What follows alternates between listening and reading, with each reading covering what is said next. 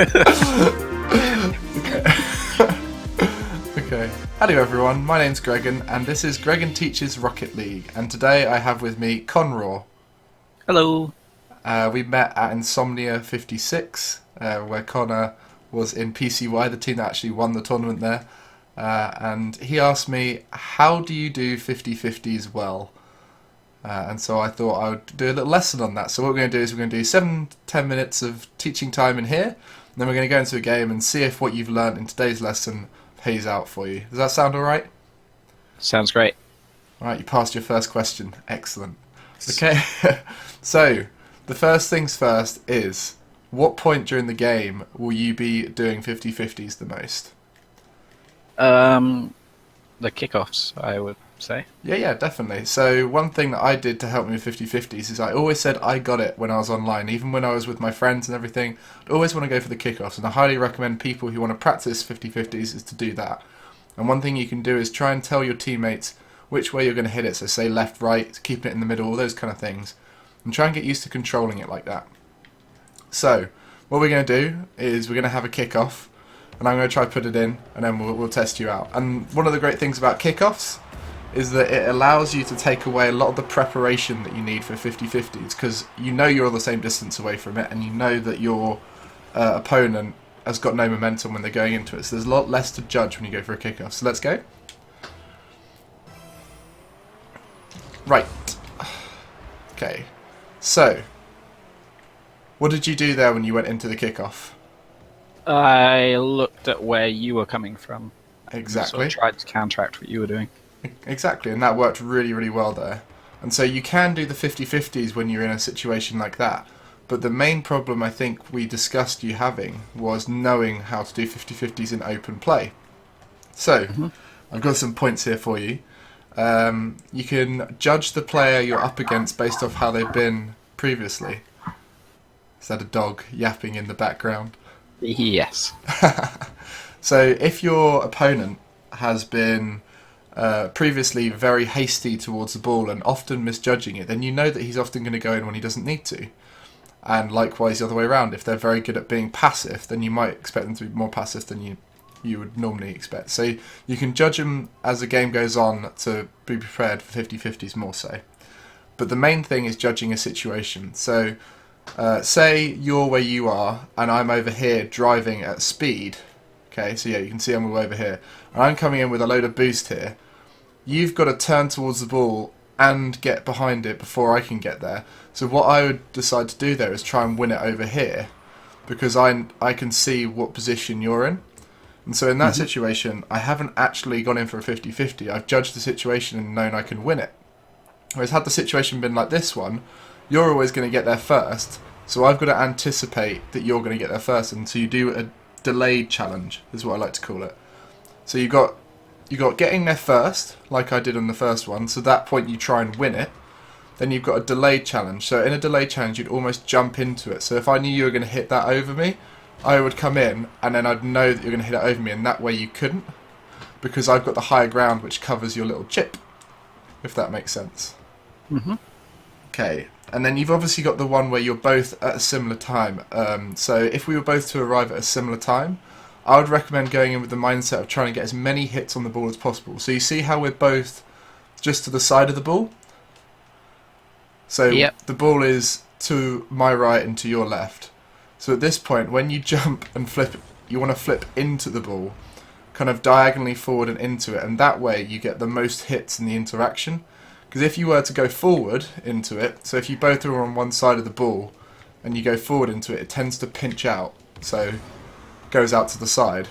Whereas if you want to end up going where the ball is going to go, you want to flip into the side of it like that, and then that way you follow on with it. If that makes sense? So the diagonal flips into the ball are very useful in 50-50s. What other things were there? You've obviously got fakes and things. If you want to do fakes, then feel free to do them. But that's something you've got to judge as the game goes on. So you've got to see whether they're gullible enough to go for a fake. And Kronovi has explained that very well on his channel with the stages of interaction. Whereas this is more an in-depth of when you're about to challenge at the same time as someone. So, just to cover over that again, if you're first to it, you've got to consider beating them to it and in that case you want to try and go where they aren't. So based on the angle of your car, I want to take it away from that. And then you've also got the second turret challenge where you've got to judge what hit they're going to do and jump into it as they do it, and that way you get the higher ground on them, because you always tend to want to be in the higher ground unless the situation is that they're the higher ground and hitting it down, then you want the lower ground. So basically you want to be in the place where the ball is going to go before they are. Okay? And then you've obviously got the 50-50s where you both kind of get there at the same time, and it kind of stops. So you get them in the challenges a lot. Obviously we're not going to be able to get this very easily right now, but those kind of situations, the big part of it is how you come out of it. So we've spoken about how to prepare for a challenge, and we've spoken about what to do in the challenge. But what you want to do sometimes is the after the challenge. So you know in 1v1s when you do the straight one and you both end up in the middle together, Yeah. and you're kind of in this horrible stale situation where you haven't got any boost and you're both near the ball. You've got to anticipate what they're going to do. So say I was side on like this and you're about to go into it, I might hold my position here, wait for you to go into it, and flip into the ball in a delayed hit, knowing that I'm going to get more hits into the ball then. So let's try that off a kickoff. It's going to be quite hard to make it happen in a kickoff, but we can give it a go. So let's try and stalemate it. So you see how I've landed quite nice towards the ball. Yeah, you anticipate my hit into it, and that way you can kind of prepare to block it in a way. And a lot of 50-50s, blocking is often a very good approach. So that's something to consider. Another thing as well is using your twist keys. What do you use as air roll? My square. You have it as square, so X on Xbox controller. Yeah, X. I have it as LB, so it makes it a little bit easier, but definitely something to consider, especially if you get flown away from it, is to kind of try and land as smoothly as possible. And especially when you land, sometimes putting a bit of drift into your landing helps a bit, because it allows you to keep some momentum from your landing and allow you to get to the ball quicker. I don't know if you knew about that before, about when you land and you use drift, it allows you just to slide and keep a bit of momentum. No, I didn't know that. I used it to balance myself to land, but never to and go on a bit. Yeah, because you can, just for an example, if I were to twist out a bit, and then do you see there on my screen, if you just jump up and twist yourself 90 degrees of where you want to go, and then press drift as you land, so with a bit of momentum, jump up and then kind of, and then if you use drift to keep you going, you can like use your momentum a bit, and so that's quite useful having just come out of a 50-50, especially if it's a fast 50-50, because you might want to keep going, chasing down the ball kind of thing. So that's just something to consider. It takes a little while to get used to doing that. And another thing as well is, like I said, angling towards the ball is very important. So if you know that you two are going to come into it together, and I landed facing the ball there as I came out because I drifted into it, and that gives you a better opportunity when you go into a after 50-50 situation. The last thing I want to say is when you're in a situation where you're tracking back towards goals, this is more 2v2 or 3v3 situation, and you see someone about to hit it, very rarely is it beneficial to you. So say you were trying to score it into the blue goal and I'm coming in as a challenger, it's very rarely beneficial to come in from this angle, because the most likely situation to happen is that you both pinch it together towards the goal, because nothing is coming in as momentum on this side. The only thing you might be able to do is you might be able to come in and flip into it from your own goal side. So if you were trying to score there and I came in front of you here and flipped into it, that might be beneficial. But if you're getting there at a similar kind of time as each other, you tend to not want to go in, because then you'll get a pinch with them and send it out flying. So that's where the whole judgment of the situation is very important, because you need to think where the ball's going to likely end up afterwards. Yeah, I think that's pretty much it. Have you got any questions? I guess it's more judgment about aerials. 50-50s in the air, should you expect them to always hit it, or should you expect them to always miss it? It depends. Again, that's a judgment of your opposition. So if you've seen them hitting pretty much every aerial, and it's quite hard, especially with the ranking system now, to kind of judge whether the people you're up against are likely to hit it. But if you see them going for an aerial and you feel like you're going to reach them at a similar point, I recommend kind of coming in with a blocking approach, because if you look at an aerial, a lot of the time you can judge where they're gonna hit it based off of the car angle and speed. And in that case, sometimes I like to call it the shuttlecock flight path. So you know how a shuttlecock kind of goes up, and so if you think of a shuttlecock, they kind of tend to come in upwards and then across, and then they dip down. Mm-hmm. Nice balance there. So it's more of this kind of angle here, if you watch me, and then across into it, because that way you're covering the angle at which they're trying to shoot it, whereas a lot of the time people come in for 50-50s at a 45 angle. If I just get some boost, if they come in at this kind of angle, the ball can often go over you as you do that, so you might want to get up earlier than you anticipate, and sometimes you'll miss it, but then that will normally be because they've mishit it or missed it themselves, so it's almost like an anticipation of a block. Mm-hmm. But obviously if you're going for a shot, the best thing to do is just to ignore people around you and just go for it as you would, unless you feel like you might be able to guide it around them. So that's pretty much that with the aerial 50-50s. Anything else? No, that's it. It's mainly the aerials. We'll try it in a game, and I'm sure some situations will arise in the game where we can dissect it and kind of say what happened. But let's leave and go into that. So we'll be right back. Right. Well, we're going into a game now. Me and Conroy are playing here now. So we're going to see off the kickoff. I'm going to try hit this one left. So I'm going in with my sideways technique. Saw that he was coming in quite straight, so I got round to the right side of the ball so that I could manipulate it over to the side. That was good. See how you came in and got the most touches on that, meaning he kind of flew away from it? There I thought I could beat him to it, and he actually predicted the path I was taking.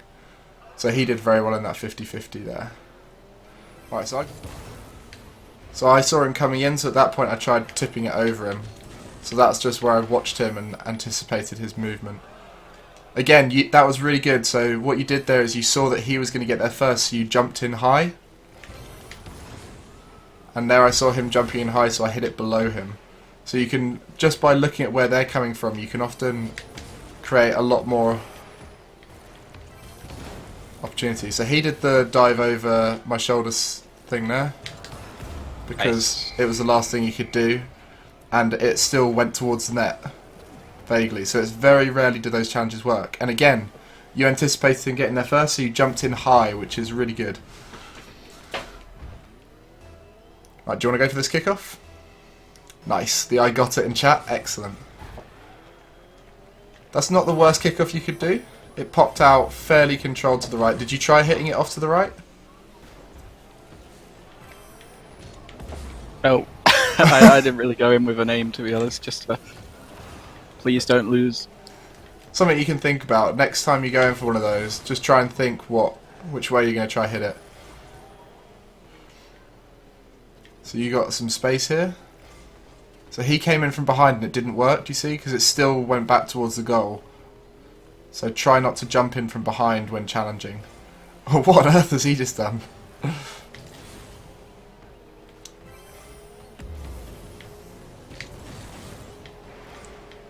That was one of those situations where I could get there before he could, and there was actually no challenge. Right, so I'm heading back to net now. Now another thing you want to do is you want to go into 50-50s front on. Yeah, I got caught wrong-sided on the ball there. Okay. Oh, I thought one of them was going to hit it there, so I tried to do an anticipation 50-50. Nice shot.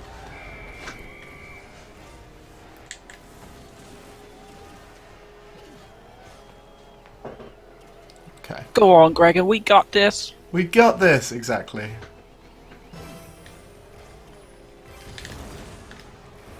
I should have called which way I was trying to hit it, but you could probably tell if, based off what I said earlier about the flipping into the car, you could tell I was trying to push that left. For those of you who are watching.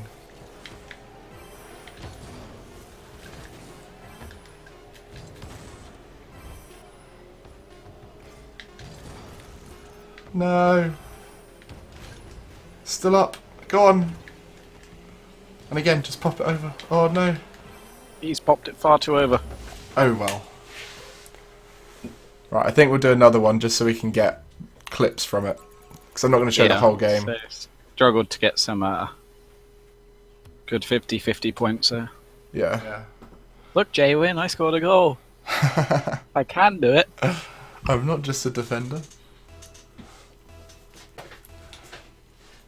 Okay. Right, so we're going to play another game now. See if we can get some 50-50. So you're going off the kickoff. Which way do you want to hit it? Right again. Oh, actually going for a shot. That was really good because you anticipated where they were, and then because of that, it meant that you could hit it cleanly past them because you saw that they were coming in from the angle there. So that's what we said about judging your opponents. In that situation, you knew you both had the same distance, but you judged where it was going. Which way? I'm going to go left this time. Okay. Nice. So you flipping into the ball diagonally to guide it in a direction? Yeah, I'm kind of looking at where he's coming from, and then...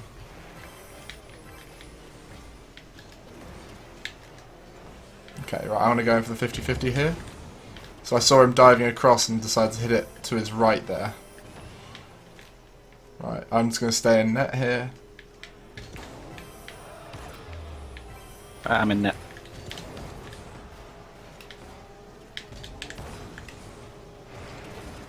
Nice.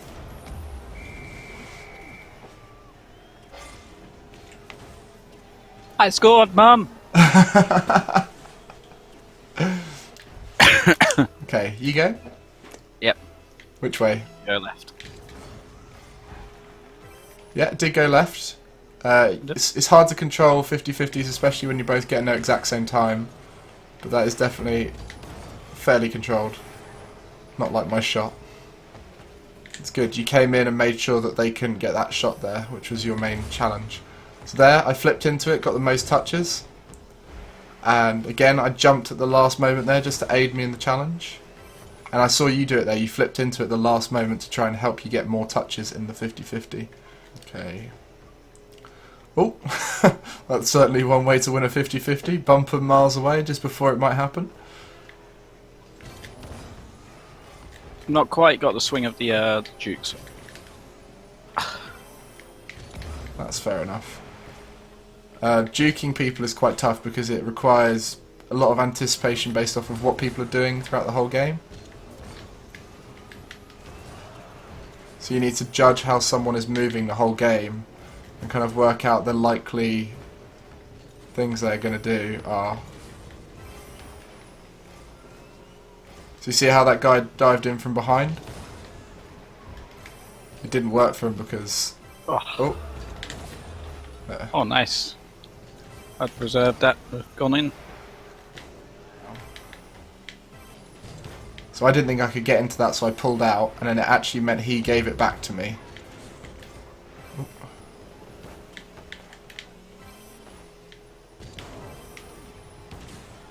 That team hit. So in a 50-50 with your teammate, what you want to try and do is make sure you pinch it out. So I went slightly higher than him there, which meant I popped it over the top of him, because I got more hits going in his direction, and eventually meant that I was above him for those hits. Okay. Nice. So you saw there he was coming in, so you could take it up past him on the left. So you were looking ahead at him, so that meant you could judge what you had to do in the situation.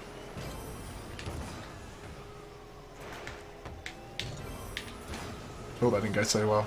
But it's fine, because you're there. There we are. Right. Well, I think on that note, we got enough 50-50s in there to talk about. Definitely in that one. Do you felt like you were thinking differently when going into 50-50s, especially off the kickoffs? Yeah, I was more looking at where I could hit it as opposed to making sure that I did hit it. Yeah, and were you considering their movement as a bit more? Yeah, it was more normally in a 50-50. I think most players sort of under the blue rank will go with the intention of hitting the ball, Yeah.